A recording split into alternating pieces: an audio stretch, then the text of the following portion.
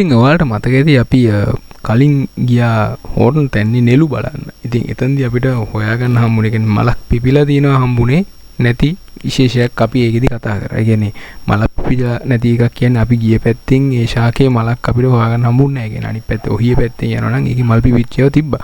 අපි ගියේ පට්ටිපොළ පැත්තකින් ඉඳලා ඒ පැත්තේ අපිට මල් පිපිච්ච ශාකයක් හොයා ගැනීමට හැකියාවක් තිබ්බේ නැහැ. ඉතින් මේ පාර සිරිපා කරුණා කරන්න යද්දී සිරිපාදේ ආශ්‍රිතවාට නෙළු කියන්නේ සිරිපාදේ ආශ්‍රිත කොහොමද නෙළු විශේෂ දෙක තුනක් වගේ තියෙනවා මතක ඇටියට. විදේශීය විශේෂයක් තියෙනවා දේශීය විශේෂයක් තියෙනවා මට මතක ආවෙනික එකකුත් තිබ්බද කොහෙද කහ පාට නෙළු එකක් තිබ්බා ඒක සිරිපාදේ ආශ්‍රිත තියෙනවා. ඒට අමතරව අපි කලින් අර නෙළු ගැන වෙනම වීඩියෝ දාපු එකේදී මම ඔයාලට පොඩි වීඩියෝ කැල්ලක් දැම්මා මල පැහැදිලිව පේන්නේ නැති සුදු නෙළු කියලා විශේෂයක් ගැන. ඉතින් සිරිපාදේ යනකොට මේ පාර කරුණා කරන්නේ මම මලේ වීඩියෝ එකක් දාන්න. ඒ විශේෂය ස්ට්‍රොබිලැන්තස් එකක් ස්ට්‍රොබිලැන්තස් කියලා කියනවා. මේ විශේෂය ඇවිල්ලා ස්ට්‍රොබිලැන්තස් හූකේරි කියලා කියනවා හර්කේරි කියලා කියනවා හර්කේරියන් කියනවා හූකේරියන් කියනවා. ඔන්න වගේ නම් ටිකක් තමයි තියෙන්නේ. මම සයන්ටිෆික් නේම ටයිප් කරලා දාලා තියන්න. ඒතර ඔයගොල්ලන්ට ඒකෙන් අයිඩියා එකක් ගන්න පුළුවන්.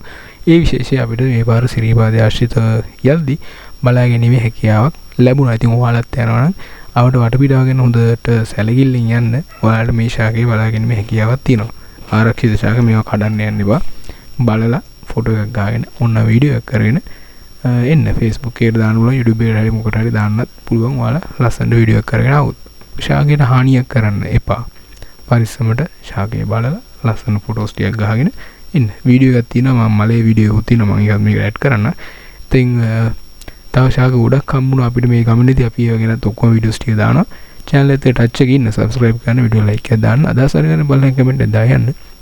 ඉතින් අපි ඉක්මනින්ම තවත් අලුත් ශාකයකින් හම්බෙමු.